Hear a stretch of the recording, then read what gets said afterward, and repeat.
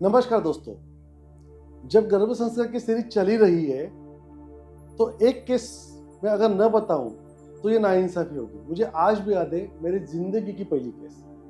काफी नया हुआ करता था, मेरी एज सिर्फ 24 ईयर्स थी तभी, और एक गर्भ संस्कार की ऐसी केस मुझे हैंडल करने मिली कि शायद वहीं से मेरी जिंदगी बदल गई। कि कॉम्प्लिकेशन अगर रास्ते में पहले दिन आ जाए ना तो इंसान बहुत बड़ा बन जाता है, ऐसे कहा जाता है। मेरी नैया वहाँ पार लग गई और उसके बाद काफी लोगों का भला हुआ। केस कुछ अजब सी थी। ये लेडी ऑलरेडी प्रेग्नेंट थी, एज 21, बहुत ज़्यादा एज नहीं थी। 21 ईयर कंप्लीट, प्रेग्नेंट, 1 मंथ, अभी इनिशियल स्टेज है।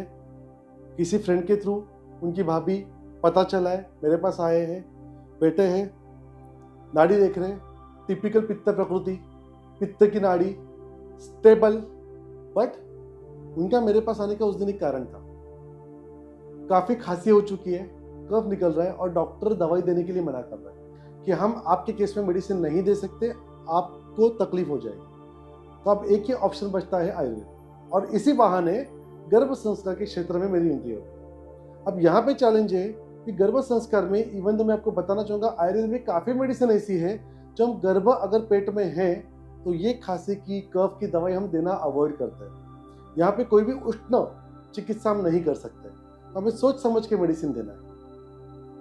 ये मेडिसिन देने के बाद उनको सिर्फ आने वाले 5 दिनों में रिलीफ मिला है। कैन यू बिलीव, सिर्फ 5 दिनों में सिंपल सी मेडिसिन दी थी, कुछ ज़्यादा चमत्कार नहीं किया था। बट अगेन चैलेंज था कि उनको हमेशा माइग्रेन की तकलीफ थी, हेडेक, और ये तकलीफ होने के बाद उनको वोमिटिंग होती थी और वोमिटिंग होने के बाद ही उनका हेडेक रुकता था। अब वो एक बच्चे की माँ है, उसके पेट में एक बच्चा है, 2 रुदिनी, आपको याद होगा 2 हृदय वाली। यहाँ पे इस तरह की चीज़ें रिस्क क्रिएट कर सकती है, और एलोपैथ डॉक्टर का कहना है कि नहीं, आपको 100% बेड रेस्ट करना पड़ेगा। आपके इसमें शायद से आपका ऑस, गर्भाशय का जो मुख होता है, वो स्लाइटली ओपन होने के चांसेस है। हम उसको नॉट करना पड़ेगा, उसको शिरोड को नॉट भी कहते हैं, जिसे एक गार्ड बांध दी जाती है।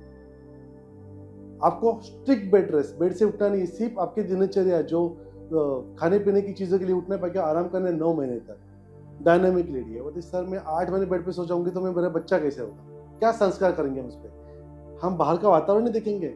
मैंने कहा आप चिंता नहीं कीजिए, अभी आयुर्वेद बेटा है, आप रोज सुबह घूमने जाओगे लेकिन आप दौड़ोगे नहीं, आप सिर्फ घूम के आओगे और बाहर का ऑक्सीजन लेके आओगे, आपको कुछ नहीं होगा, मेरी गारंटी। मुझे आज भी याद है, उन्हें हमने एक दवाई दी थी जो उनको घिस कर चाटती थी।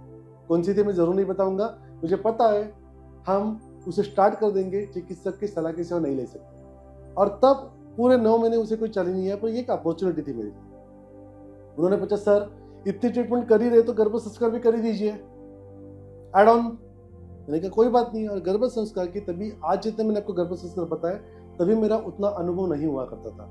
फिर भी जो मैं समझ पा रहा था वो सब चीज़ें हमने गर्भ संस्कार की उनमें की, मासोनुमा से किए, हवन किए, काफ़ी चीज़ें उन्हें मंत्रोच्चारण की पाठ दे दिया। ये सब करने के बाद उन्होंने 9 महीने के बाद विदाउट शिरोड को not, without rest, without any complication, normal delivery, एक बच्चे को जन्म दिया।